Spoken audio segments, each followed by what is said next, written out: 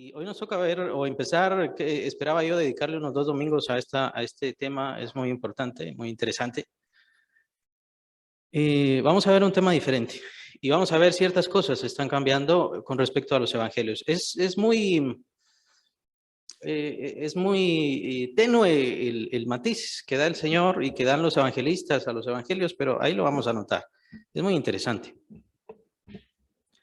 Aprovechando que estoy un poco malo de la garganta, entonces vamos a ver ciertos otros temas que regularmente no los vemos. Y es que esto de los evangelios, si no estoy mal, tal vez vamos a llegar a principios del próximo año. Entonces, hasta que los terminemos, porque esa es la idea, que revisemos los sinópticos, los 3 sinópticos, Mateo, Marcos, Lucas y Juan. Así que no tenemos tiempo para otros temas, así que aprovechando creo que hoy vamos a ver otros temas. Unos temas un poco más prácticos, unos temas que tienen un poco más que ver con nuestra vida espiritual, con nuestra disciplina espiritual y cómo llevamos nosotros nuestra disciplina diaria espiritual. O si no la tiene, pues no la tiene, ¿verdad? Empiece a tenerla. Veníamos desde hace 2 semanas cuando Juan el Bautista murió. Lo mataron, más específicamente. Herodes ordenó que lo mataran, ya había explicado todo eso, ustedes saben la historia. Según la tradición fue una bandeja de plata, aunque los evangelios dicen nada más en un plato. Es en un plato en donde pusieron la cabeza de Juan el Bautista y se lo llevaron a la hija de Herodías. La hija de Herodías se lo llevó a su madre, Herodías. Aquí está, la cabeza que querías, la cabeza de Juan el Bautista. Lo que mencionan los evangelios es que los discípulos de Juan el Bautista tomaron el cuerpo de Juan el Bautista y son ellos los que lo llevaron a enterrar. Lo llevaron a enterrar y entonces van a darle la noticia al Señor Jesucristo. Los discípulos de Juan el Bautista, muy probablemente los mismos que llegaron a preguntarle, hacerle aquella pregunta, ¿se recuerdan? ¿Eres tú el que había de venir o hemos de esperar a otro? Es la pregunta que tenía Juan el Bautista hacia el Señor Jesús. Le dan la noticia al Señor Jesucristo, esto aparece en diferentes partes de los evangelios, por cierto, y ustedes lo pueden buscar, ustedes lo pueden ver, les voy a dar las citas. En los evangelios estas porciones están Mateo 14, versículos 13 al 33, Marcos 6, versículo 30 al 52 y Lucas 9, 10 al 17. Estas porciones de los 3 evangelios nos hablan sobre este momento. Cada quien tiene diferentes detalles. Mateo, no sé si escribieron en el de Mateo, Mateo 14. Mateo 14, 13 al 33, Marcos 6, 30 al 52, Lucas 9, 10 al 17. Cada evangelio da diferentes detalles, le dan la noticia al Señor Jesucristo. Otra cosa sucedió. Antes de ver la muerte de Juan el Bautista, vimos el mensaje del Señor Jesús a sus 12 discípulos y la encomienda que les da el Señor Jesús a sus 12 discípulos. Vayan, evangelicen, sanen a los enfermos, revivan a los muertos, echen fuera demonios. ¿Se recuerdan? Toda esa parte ya lo vimos. Pues los discípulos, los 12, fueron a hacer precisamente ese trabajo, fueron a hacer esa obra y regresan. Es este momento en el cual nos encontramos. 2 situaciones pasaron. Le dan la noticia al Señor Jesucristo que Juan el Bautista había muerto por maldad propia de Herodes. Y lo otro es que los 12 regresan de su misión, de su primera misión, de su primera encomienda. El Señor les dice, vayan, prediquen, hagan. Yo no voy a estar con ustedes. Yo me voy a quedar aquí. Ustedes van a ir de 2 en 2, solos. ¿Qué sucedió? Pues obviamente lo que sucedió es que el poder del Señor se manifestó, se glorificó en sus discípulos, hubo muchas sanidades, hubo mucha predicación y los discípulos regresaron con el Señor Jesucristo de una forma muy alegre, felices, contentos, también muy cansados, muy trabajados. Y precisamente el pasaje que leyeron ahora de Marcos nos habla sobre eso. Vean que el trabajo creció de tal manera que dice Marcos que ni siquiera tenían, a veces, momentos para comer. Era un trabajo excepcional. El ministerio de nuestro Señor Jesucristo creció demasiado, ya estaba siendo muy ayudado por sus discípulos para sanidad, para predicación, para enseñanza, etcétera, etcétera, y ya era un trabajo exagerado. Los evangelios no nos dicen exactamente si el Señor se sintió mal con respecto a lo de Juan el Bautista. Lo que sí sabemos es que se le dio la noticia y el Señor entonces tomó una decisión. ¿Cuál fue esa decisión? De acuerdo, de acuerdo con La Armonía de los Evangelios, es un libro que toma en cuenta los 4 evangelios, no solo 3, sino los 4 evangelios. De acuerdo con la Armonía de los Evangelios, encontramos aquí, en este pasaje, el primer retiro espiritual. Eso es. Y ese es el evento que sucede acá. El primer retiro espiritual que hace el Señor Jesucristo. Los hace en este segundo año. No vemos nada de esto en el primer año, lo vemos en el segundo año. El primer retiro espiritual. ¿Cuántos hizo? 4. 4 retiros espirituales en el segundo año.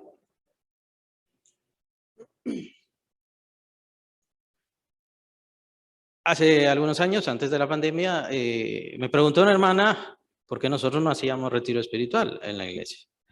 Esta hermana ya no está, solo para que no vayan a preguntarse las unas a las otras quién habrá sido. Esta hermana ya no está en la iglesia. Me preguntó por qué no hacíamos retiros espirituales. Y yo, francamente, y muchas veces me pasa, lo digo claramente, a veces no contesto la verdad, porque la verdad es un poquito dolorosa. Ni siquiera recuerdo qué fue lo que le contesté.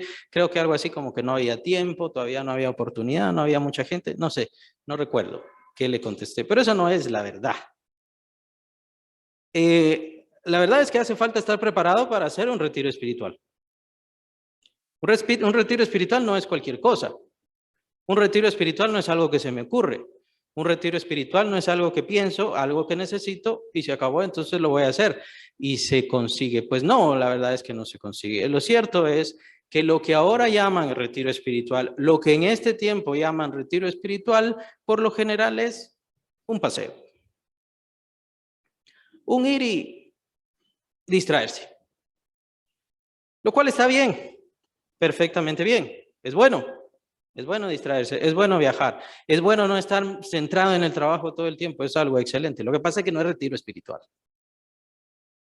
Y entonces la idea de hoy, y primero Dios en 2 semanas también, es que entendamos qué son los retiros espirituales. Para que los hagamos, bueno, ya van a ver ustedes que en realidad no podemos hacerlos de momento.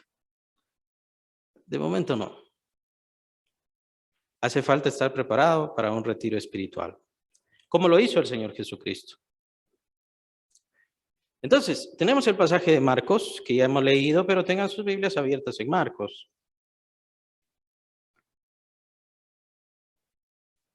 Les estoy entonces dando el contexto. Juan el Bautista había muerto. No sabemos exactamente si el Señor estaba triste. No lo sabemos. Pero sí sabemos que esta noticia provocó esto, además del regreso de los discípulos.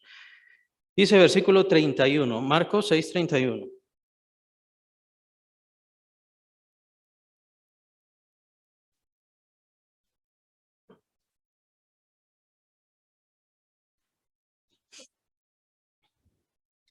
Los discípulos ya le estaban contando al Señor Jesús, le contaron al Señor Jesús todo lo que enseñaron y todo lo que hicieron. Y el Señor le responde, versículo 31, Él les dijo, venid vosotros aparte a un lugar desierto y descansad un poco. Porque eran muchos los que iban y venían de manera que ni aún tenían tiempo para comer. Y se fueron solos en una barca a un lugar desierto. Vean, en primer lugar, el retiro espiritual se hace bajo el contexto de trabajo, servicio. Si no estamos sirviendo, pues no necesitamos retiro espiritual. Tal vez sí necesita una su escapada, una su salida, vaya a divertirse, vaya a la playa, vaya a la piscina. Pero vea qué interesante, el retiro espiritual no es en una playa. El Señor no dijo, vamos a un hotel de 5 estrellas, vamos a aquel hotel donde hay campo de golf, vamos a prepararnos. Porque esa es la idea del descanso, ¿no? La idea del descanso es reponer las baterías, reponer las fuerzas. Ya estamos demasiado cansados, ya hemos hecho demasiado ayuno. Bueno, ¿qué vamos a hacer? Y en nuestra mente humana, natural, la idea, pues obviamente es ir a las piscinas, ir al hotel, ir a esto, ir a divertirnos. El Señor no. Su idea de descanso es muy diferente y su idea de retiro espiritual es muy diferente. En primer lugar, vamos al desierto, es decir, alejémonos de todo. Tenemos que estar aparte de todo. y vamos a descansar. ¿Descansar para qué? Para que nos regresen las fuerzas, para que tengamos mayor vitalidad, para que tengamos mayor ánimo. Ese es el propósito de un retiro espiritual. ¿Ánimo para qué? Ánimo para servir. Por cierto, también, si se quiere hacer algún viaje para evangelizar, por ejemplo, vamos a invitar a inconversos y entonces los vamos a llevar a una piscina y hay que evangelizarlos. Qué bueno, pero es eso. No es retiro espiritual. No es retiro espiritual. Sigue el pasaje. Pero muchos los vieron ir y le reconocieron y muchos fueron allá a pie desde las ciudades y llegaron antes que ellos y se juntaron a él. Y salió Jesús y vio una gran multitud y tuvo compasión de ellos porque eran como ovejas que no tenían pastor y comenzó a enseñarles muchas cosas. En primer lugar, además de elegir un lugar desierto, apartarnos completamente de todas las influencias del mundo, un retiro espiritual es para aprender, es dedicarse a la enseñanza, es dedicarse a conocer más, es dedicarse a la Biblia. ¿Qué tanto tiempo le dedica usted todos los días a leer su Biblia?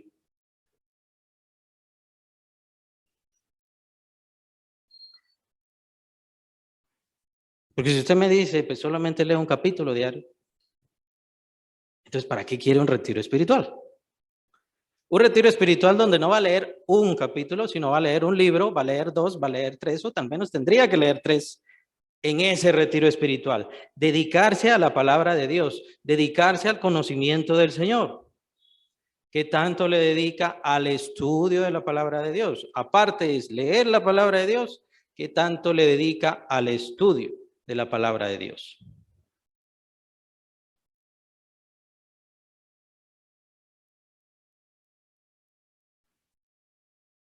Lastimosamente, y esto supongo que es en todas las iglesias, pues la mayoría de creyentes no les gusta estudiar la Biblia. Ahí están todos los secretos, ahí están todos los principios, ahí está Dios hablándole, sí, pero no le gusta. Y entonces, ¿cómo quiere que Dios le hable? ¿Cómo quiere que Dios le muestre cosas? ¿Cómo quiere que el Señor le haga crecer? Es que yo ya lo sé. No, no lo sabe. Necesita crecer. ¿Cuántas veces se tiene que leer la Biblia? La tiene que leer y la tiene que seguir leyendo hasta que se muera. Es que yo ya la leí 20 veces. Léala otras 20 veces. Ya la leí 40. Léala 100. Sígala leyendo. Es que Dios no le va a hablar si no es por eso. Es que Dios no le va a mostrar si no es a través de su palabra. Es que si usted no estudia la palabra de Dios, de nada le sirve un retiro espiritual. Entonces ahí será un paseo nada más, un viaje de distracción, lo cual es bueno, pero no es retiro espiritual. ¿Estamos preparados para eso? Entonces, vamos a hacer un retiro espiritual. Somos una iglesia que se dedica al estudio de la palabra, que ama el estudio de la palabra. Cada quien tiene que juzgarse a sí mismo. ¿Cuánto le dedico yo todos los días? Si a mí me cuesta todos los días dedicarme a leer al menos un versículo de la Biblia, un capítulo de la Biblia, entonces no puedo estar en un retiro espiritual. Ah, claro, hay retiros espirituales de música. Bueno, vamos a hacer un retiro espiritual de música. Claro, eso es alegre, eso es, da felicidad y todo demás. Lo que pasa es que no es un retiro espiritual, como dice el Señor Jesucristo. Llamo la atención a eso. Tenemos que estar preparados, tenemos que estar sirviendo y tenemos que estar estudiando la palabra de Dios. Tengo que tener un propósito, tengo que darle tiempo al Señor para entonces poder necesitar ese descanso, ese retiro espiritual. Si desde ya se están preguntando, ¿vale la pena todo esto? Pues sí, vale muchísimo la pena y vamos a llegar a todas esas cosas. Si no llegamos hoy, lo haremos en 2 semanas. Continúa el pasaje. Cuando ya era muy avanzada la hora, sus discípulos se acercaron a él diciendo, el lugar es desierto y la hora ya muy avanzada, despídelos para que vayan a los campos y aldeas de alrededor y compren pan, pues no tienen que comer. Respondiendo él les dijo, dadles vosotros de comer. Estas palabras son muy interesantes. Básicamente es el fin y es el propósito de todo el retiro espiritual, pero no lo voy a hablar completamente. Estas palabras las vemos también en los otros dos evangelios. Solamente vemos en el evangelio de Mateo un poco más añadido. En el evangelio de Mateo dice el Señor, les contesta a sus discípulos, ellos, la multitud, no necesita irse. Ustedes, denles de comer.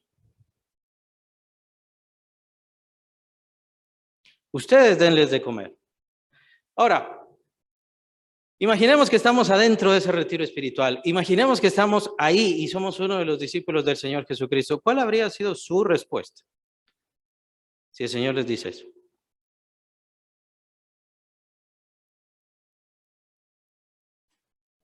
¿Qué habrían contestado?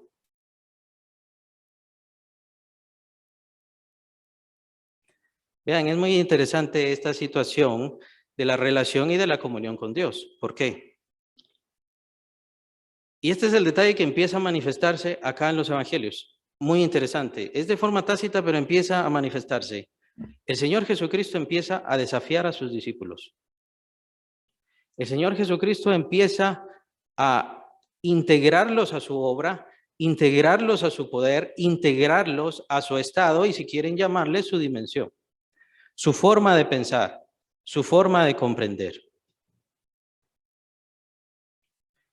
Antes, lo que vemos en el ministerio del Señor Jesús es Él predicando, Él evangelizando, Él enseñando, Él sanando, Él mostrando, Él haciendo y, por supuesto, enseñándole a sus discípulos de una forma especial. Ahora ya vemos un cambio. Aquí viene un desvío muy interesante. El Señor empieza a tomar a sus discípulos y les empieza a ellos encargar la obra, les empieza a ellos encargar el poder, les empieza a ellos encargar su plan, su propósito en esta tierra. De ahí parte lo interesante que es todo esto. ¿Por qué yo tengo que estar leyendo la Biblia? ¿Se trata de estar leyendo y leyendo y leyendo la Biblia? ¿Por qué yo tengo que estar orando? Solamente orar, orar, orar, como es un rezo que lastimosamente a veces lo aprendemos así. Se trata de rezar, se trata de pedir. Y el pedir no es mal, ya vamos a llegar a la oración, pero el pedir no es malo. Lo que pasa es de que hay más. Hay más. Les pregunto también, ¿los discípulos podrían haber multiplicado los panes y los peces? ¿Qué opina?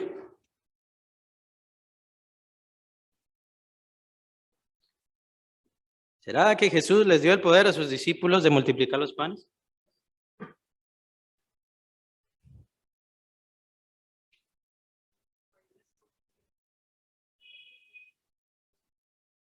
Si les dijo el Señor, dadles vosotros de comer, ¿qué quiere decir? Que sí podía. Lo que pasa es que no lo estaban haciendo. Ahora, ¿qué estaba haciendo el Señor? Los estaba probando. Y viene el otro gran tema, importantísimo tema, especialmente para los bautistas, la fe. ¿Cómo está su fe? ¿Qué tanta fe tiene? ¿Qué tanto confía en el Señor? Véanlo, por eso hablamos del contexto.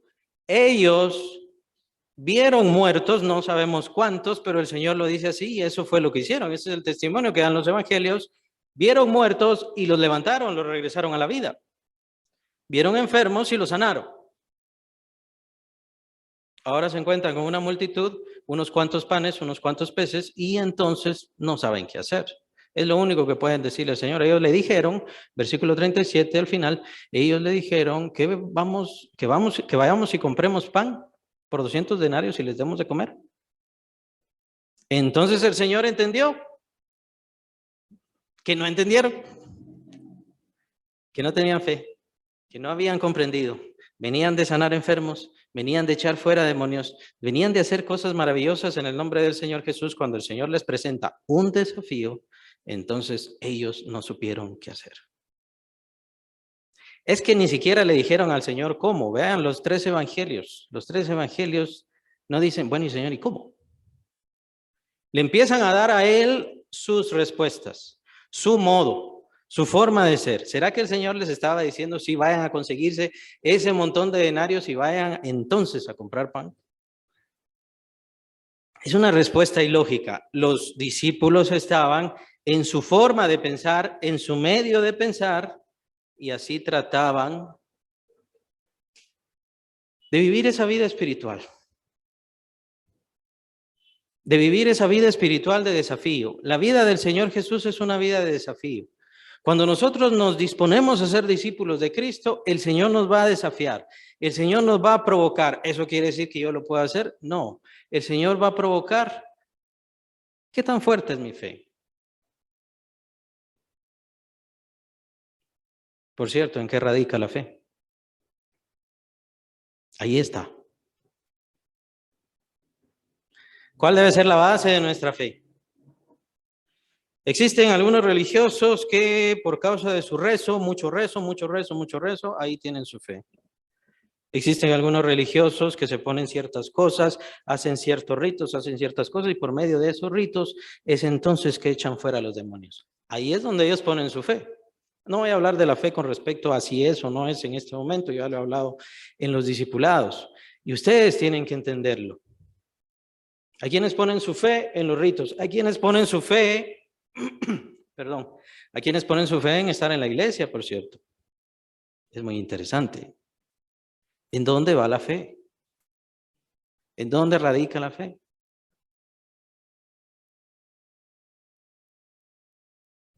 En mi relación con Dios dicen, algo más directo es, hay algo más profundo. Y ahí está. Y no, la confianza está diciendo la hermana, nuestra relación, sí, todo eso es bueno, todo eso es muy interesante, pero el punto es, lo que Dios dice, lo que el Señor dice, yo lo creo. Consideren a los discípulos, el Señor les dice, dadles vosotros de comer. O como dice Mateo, por eso se lo repetí, les dice a sus discípulos, no necesitan irse. Ustedes denles de comer. Y es que nosotros decimos, sí tengo fe. Pero en el momento de escuchar al Señor y en el momento de obedecerle al Señor en fe, bueno, ya es otra cosa. El Señor entendió que no confiaban completamente en Él. El Señor entendió que su fe todavía no estaba absolutamente puesta en Él. Y lastimosamente a veces así somos. Y de hecho para eso sirven los retiros espirituales. Pero primero tiene que leer la Biblia y primero tiene que orar bastante, entonces ya puede irse a un retiro espiritual y entonces ahí sí va a encontrarse con el Señor.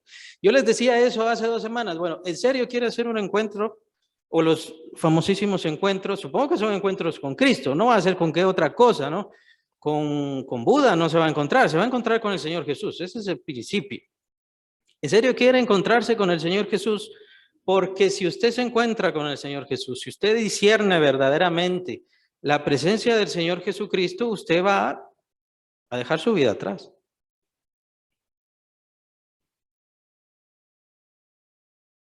¿Está dispuesto? ¿Está dispuesta a hacerlo? Vean, encontrarse con el Señor Jesucristo no es como aquellos, por ahí anda uno que dice, yo el Señor lo he visto 4 veces y a la tercera vez el Señor me dijo, ¿cómo quieres verme? Ah, Señor, yo te quiero ver, él hablando, Señor, yo te quiero ver ahora como león.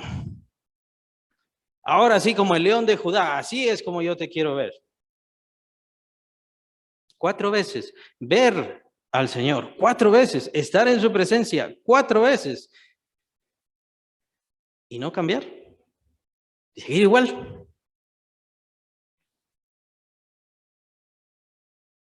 ¿De verdad estuvo en su presencia?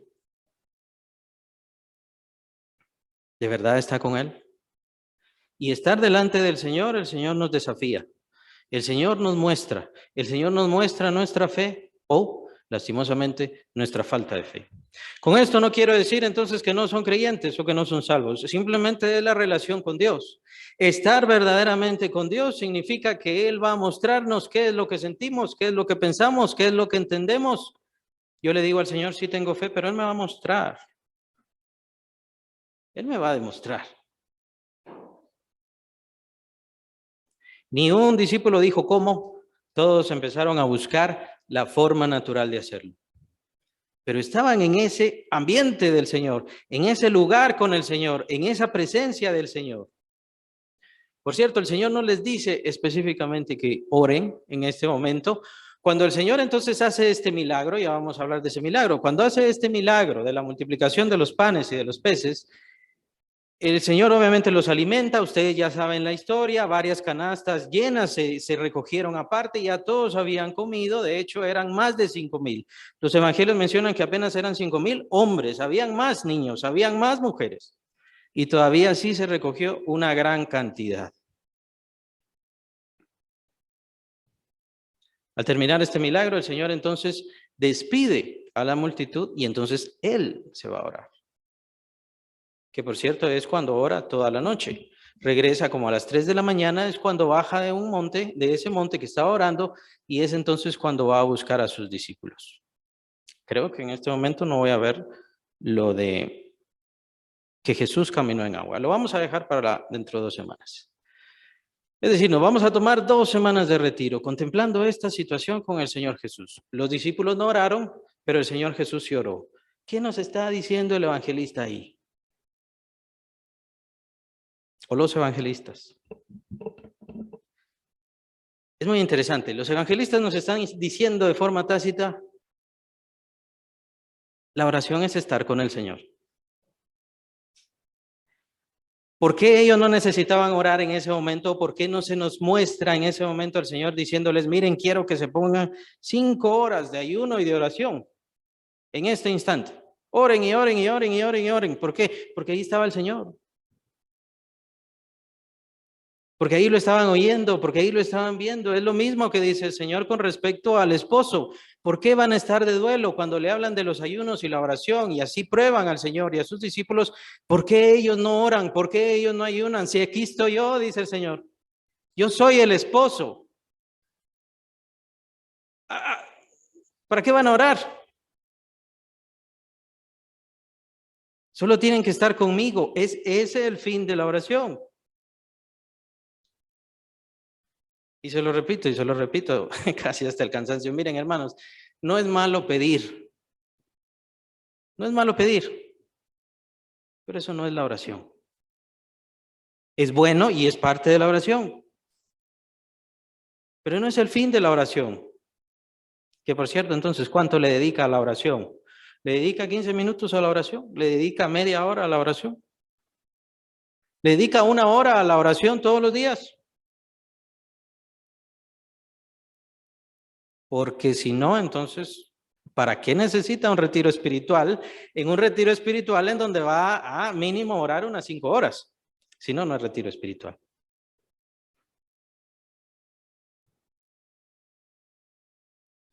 Pero el mismo pasaje es tan interesante y aquí nos revela cuál es el propósito de la oración. Que por cierto, tal vez hay otra idea en algunos. Bueno, es que el retiro espiritual es retirarnos, pero de la iglesia, o sea, descansar, pero de la iglesia. Entonces, perdóneme, ¿venir a la iglesia es cansado para usted? ¿Es un trabajo? ¿Yo estoy sufriendo con venir a la iglesia? Así estoy sufriendo porque yo podría estar viendo el fútbol, yo podría estar en el estadio, yo podría estar en el parque. Bueno, váyase. Es que usted ni siquiera entiende cuál es el propósito de esto y por eso el pasaje es muy interesante. Orar es encontrarnos con el Señor, ¿o no es eso para usted? Leer la palabra de Dios es escuchar a nuestro Padre Celestial hablándonos, ¿o no es eso para usted? Si no es eso para usted, honestamente, póngase a pensar, póngase a escuchar, póngase a reflexionar. ¿Cuál es el propósito de su vida? ¿Qué es lo que está haciendo mal? ¿Qué ha aprendido incorrectamente? A veces aprendemos las cosas de forma religiosa. Mire, la religión es muerte. No podemos tomar las cosas de forma religiosa, las cosas del Señor de forma religiosa, porque están muertas. Vamos a orar 1 hora haciendo el mismo rezo, te pido, haz esto, haz aquello. Nuevamente, la oración es buena. Pedir es bueno. El Señor nos impulsa, nos estimula a que le pidamos. Y Él nos escucha. Eso es lo mejor. Le pedimos al Señor algo. Señor, ayúdame con este problema. Dame trabajo, dame esto. Y el Señor nos da. Ahora, ¿Se siente comprometido con eso? ¿Se siente comprometida? Eso es muy importante en la oración. El Señor me ha contestado. ¿Me siento comprometido? Por si no lo sabía, sí, obviamente hay bastante compromiso con que yo le pida al Señor y el Señor me conteste. Yo ya me comprometí. Si Él no me contestara, entonces yo no estoy comprometido. Pero si Él ya me contestó, yo estoy comprometido. Tal es el compromiso que dice el Señor, ay de Tiro, ay de Sidón. Perdón, ay de Betsaida. Betsaida es la ciudad, la ciudad en donde Él más hizo sus milagros. Y dice, si en Tiro y en Sidón se hubieran hecho los mismos milagros que en ti, Betsaida, y en Capernaum, si los mismos milagros se hubieran hecho en Tiro y en Sidón, tiempo ha que se hubieran arrepentido en Cilicio. Arrepentimiento. ¿Cuál es el propósito del Señor en ese momento para que hiciera esos milagros? Lo que Él quería es arrepentimiento. Ahora, si yo le estoy pidiendo algo al Señor, Él no me está pidiendo a mí nada.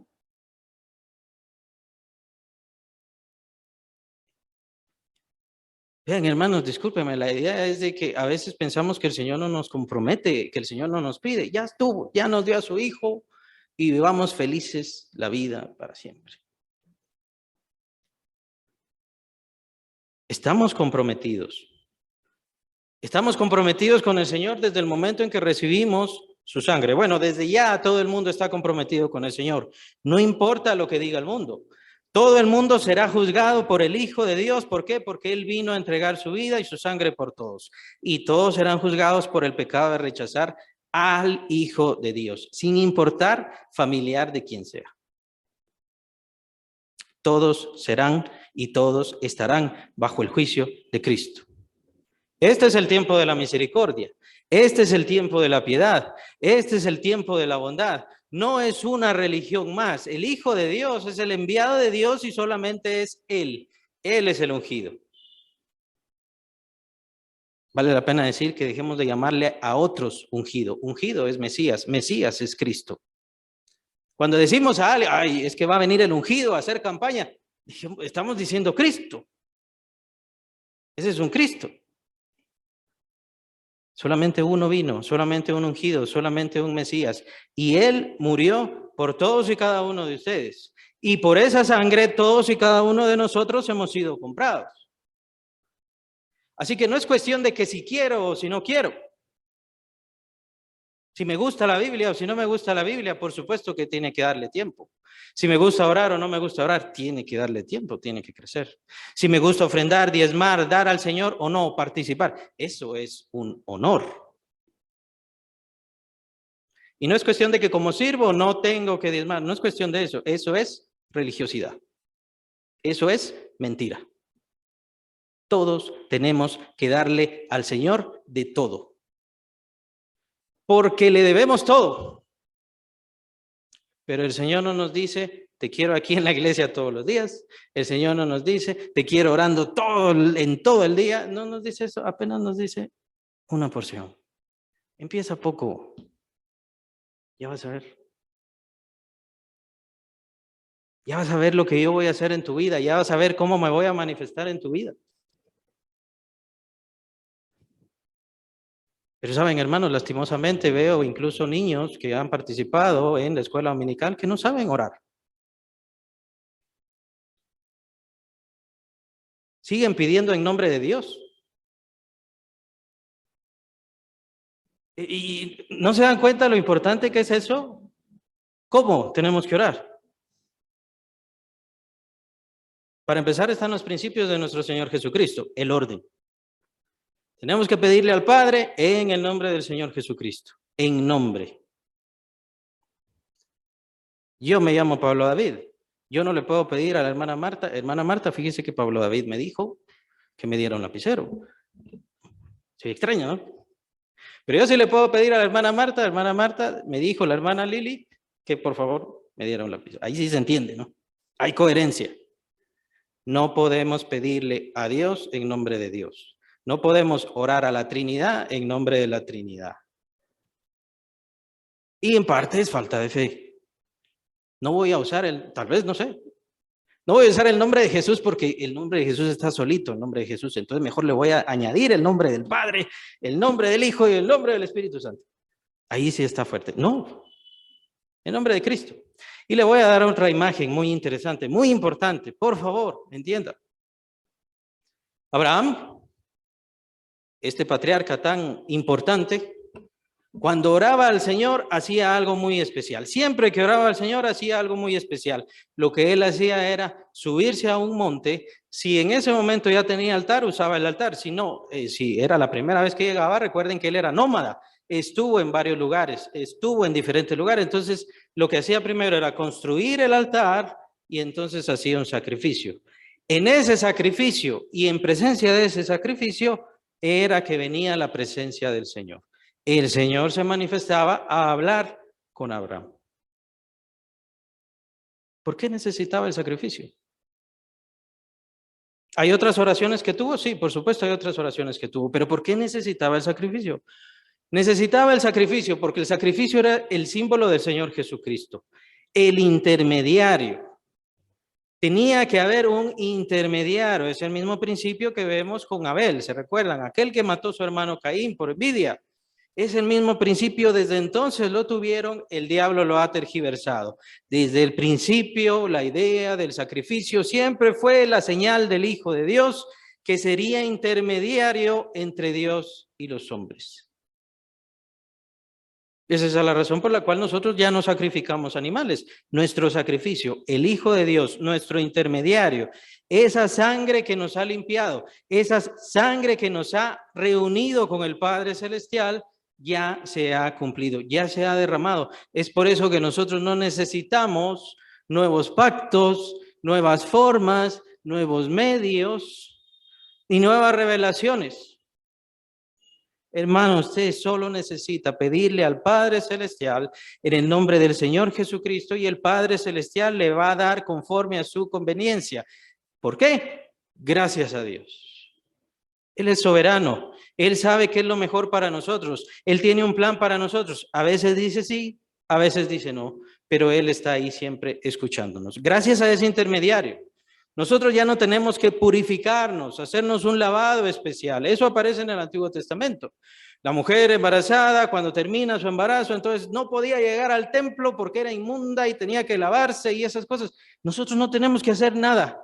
Nosotros no tenemos que hacer un lavado especial para entrar con el Señor. No tenemos que hacer un rito especial de purificación y ninguna de todas esas cosas. Nuestra purificación viene de Cristo. Y nuestras bendiciones vienen gracias al Hijo de Dios, a ese pacto. No lo vamos a leer ahora, pero usted lo puede leer en su casa y le recomiendo que lo lea y que al menos memorice bastante. Capítulo 9, capítulo 10 de Hebreos. Ahí lo puede ver. Ahí está todo el pacto. Ahí le habla del pacto. Y el Señor a nosotros nos dio esos beneficios. El Señor a nosotros nos dio esas bendiciones. Pero lo que pasa es que en principio ni siquiera lo aprendemos. Es chistoso, veo a gente del mundo que tratan de echar fuera demonios, y estos son del mundo, por cierto, y ahora te están usando un nombre todo extraño, Metatrón. En el nombre de Metatrón. ¿Y quién es ese? Según el misticismo judío es un ángel, pero es más que un ángel, aparentemente es mayor que el arcángel Miguel, porque usan al arcángel Miguel, no, el arcángel Miguel es el príncipe de los ángeles, entonces ahora ya no es suficiente Metatrón. Ya no es suficiente. ¿Por qué? Por falta de fe, por una oración incorrecta, por una comunión incorrecta. Aprendamos a orar. Aprendamos a orar y aprendamos a tener confianza.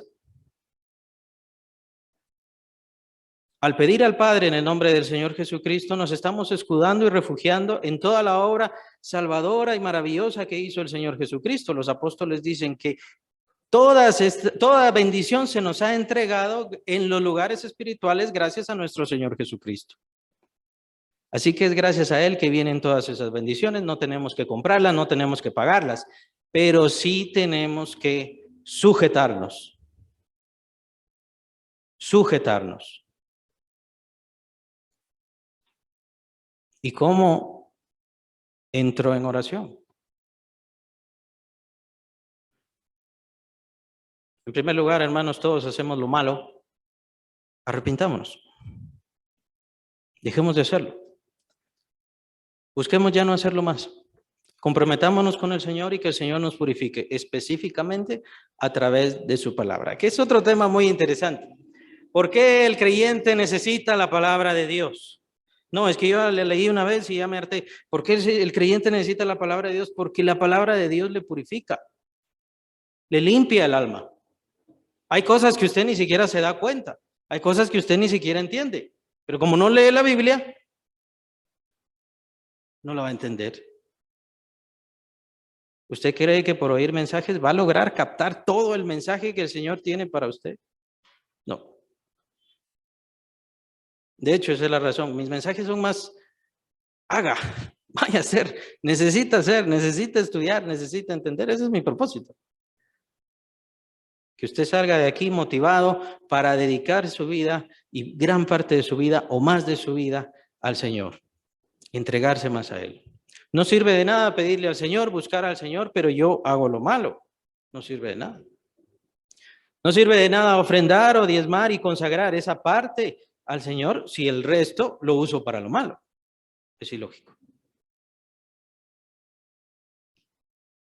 Que esa también es la situación con respecto a los diezmos y a las ofrendas. El punto es, hermanos, ustedes entienden y creen que están sembrando. ¿Es una siembra lo que están haciendo? ¿O no lo ven así? Porque ha pasado en el pasado, valga la redundancia, ¿no? Bueno, me peleo, entonces ya no diezmo. No hicieron esto, entonces yo ya no ofrendo. Bueno, entonces, ¿por qué está ofrendando y por qué está diezmando? Usted está ofrendando, usted está diezmando porque cree que en ese sueldo que Dios le dio, le entregó una semilla.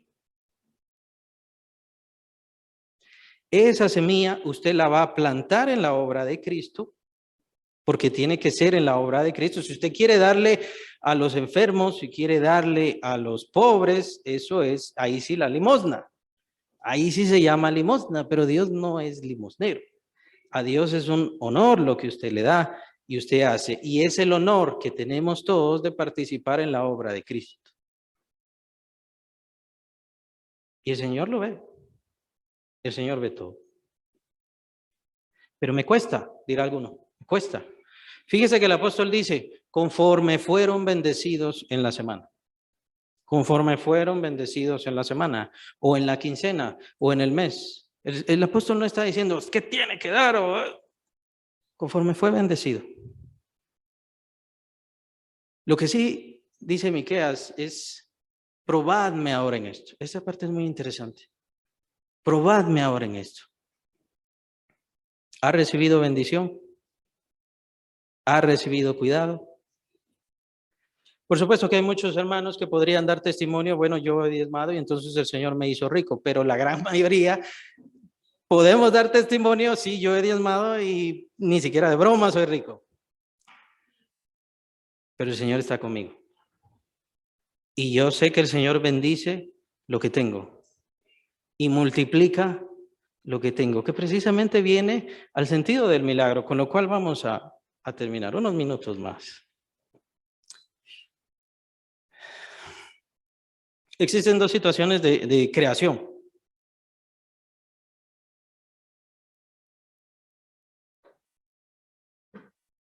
Existen dos situaciones de creación. En donde Dios crea de la nada y la otra forma es en donde Dios hace.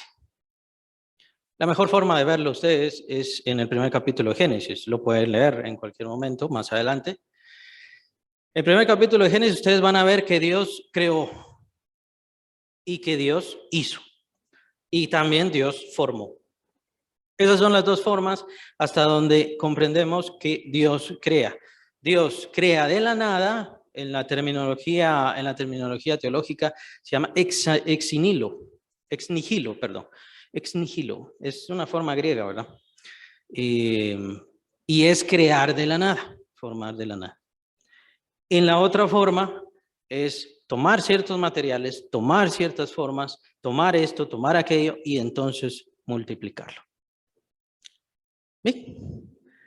Al Señor Jesús entonces le dijeron sus discípulos, versículo 37, por cierto, estamos, capítulo 6 de Marcos, versículo 37, le dijeron que vayamos y compremos pan por 200 denarios y los demás, y les demos de comer. El Señor ni siquiera les contestó eso, ni siquiera les dijo, no, no, mejor. Les dijo, ¿qué tienen? Muéstrenme qué es lo que tienen. 5, al saberlo, dijeron 5 y 2 peces, 5 panes, entiendo yo. 5 panes y 2 peces, eso es lo que tenía. El Señor los manda a sentar, ya conocemos el milagro, les manda a sus discípulos, miren, mejor ustedes pónganse otra vez de espectadores. Yo les estaba diciendo que hicieran ustedes el milagro, pero mejor no, ustedes todavía no están listos. Pero vamos a seguir adelante, vamos a ver. Los puso a que se sentaran de 50 en 50. El Señor simplemente bendice. No hay una gran oración. Vean qué interesante, no hay una gran oración. No hay un monólogo, ¿no? Yo soy el Hijo de Dios. A mí me ungieron, a mí me pusieron, yo tengo esto. No. Solamente bendijo la comida. ¿Se dan cuenta? No es cuestión de palabras. No es cuestión, es que, bueno, ya saben, alguna religión, ¿no? Ahí está la oración de San Benito. Es que la oración de San Benito, esa sí tiene poder. Es que el salmo tal, ese sí tiene poder. A veces somos así y ese es el punto. ¿Dónde ponemos nuestra fe? ¿Dónde ponemos nuestra confianza y seguridad? El Señor Jesucristo lo único que tuvo que hacer fue bendecir la comida y entonces esta se multiplicó. La creación se hizo. ¿Cómo les digo? Como la segunda forma, no de la nada. Dios no lo quiso hacer de la nada, el Señor no lo quiso hacer de la nada, lo quiso hacer utilizando lo que tenía. ¿Qué principios tan interesantes? ¿Qué forma tan interesante? ¿Se da cuenta, hermano? El Señor no puede multiplicar algo que usted no le dé.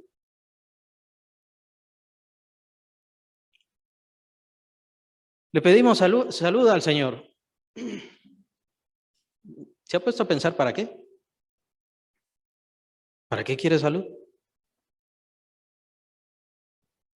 La idea no sería para servirle, para honrarle, para exaltarle. Y que por cierto, si el Señor me sana, por supuesto que estoy comprometido con Él, definitivamente, pero la idea no tendría que ser una imposición.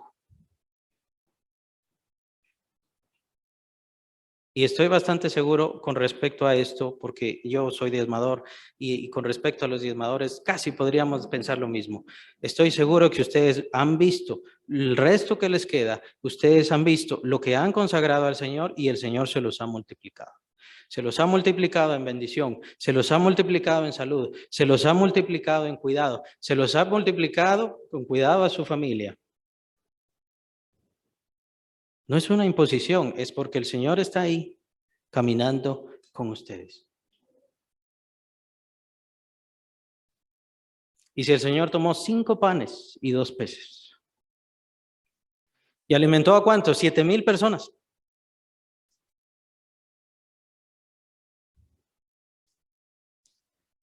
¿No puede multiplicar lo que le resta a usted? ¿No puede multiplicar lo que usted recibe? ¿Se dan cuenta cómo la fe entra en todo? Entra en todo. Esto no quiere decir que quienes dan o hacen no van a tener problemas, todo lo contrario, más problemas vienen, más dificultades vienen, pero ahí está el Señor, ahí da el Señor. Hay cosas fascinantes, hay cosas maravillosas. A mí me ha pasado que el Señor me ha dado el dinero necesario para poder pagar el tratamiento de la enfermedad que viene después. No sé a quién le ha pasado. Y por supuesto también el Señor me ha sanado de formas milagrosas. Y el Señor ha utilizado la medicina porque el Señor utiliza todo. Pero ahí está el cuidado, ahí está la misericordia, ahí está la bondad. Pero a lo que llamo la atención, el Señor puede multiplicar lo que usted le da, sus fuerzas, su capacidad, sus palabras, su trabajo, su ánimo, ¿o no?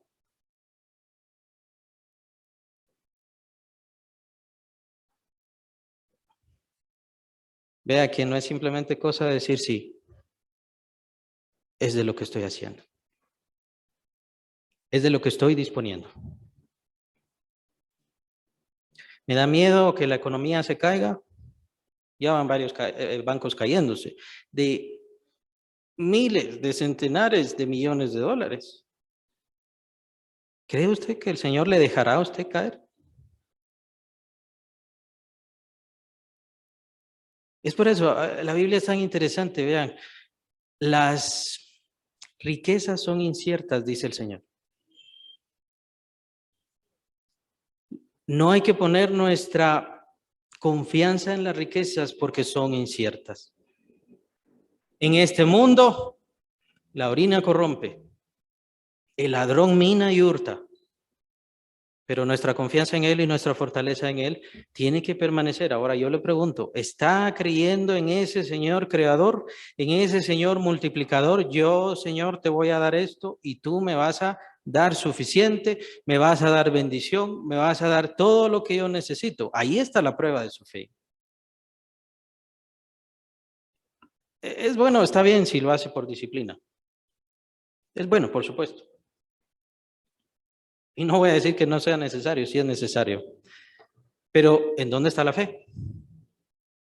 ¿En dónde pone su fe? Al usted darle al Señor, ¿cree que el Señor va a multiplicar y fructificar todo lo que usted hace y haga? Porque usted lo está consagrando a Él. No porque está haciendo un pacto, no porque está recibiendo la bendición que trajo aquel que vino de allá y este tiene un gran título y dijo que ahora sí te voy a bañar. Pero si el Señor murió por nosotros, nos entregó todas las justificación, toda la salvación, todas las bendiciones, ¿qué más necesita? Bueno, sí necesita una cosa, fe. Pero necesita ponerla en el verdadero lugar, en el lugar correcto. Y cambiar ciertas cosas. Hagamos una mejor oración, hagamos una mejor lectura de la Biblia y por supuesto sirvamos al Señor. Entonces vamos a estar ya preparados para empezar o desear, si quieren verlo así, un retiro espiritual. Un verdadero retiro espiritual. El retiro espiritual es estar con el Señor y Él nos muestra, Él nos revela, Él nos hace entender, Él nos hace captar todas las cosas.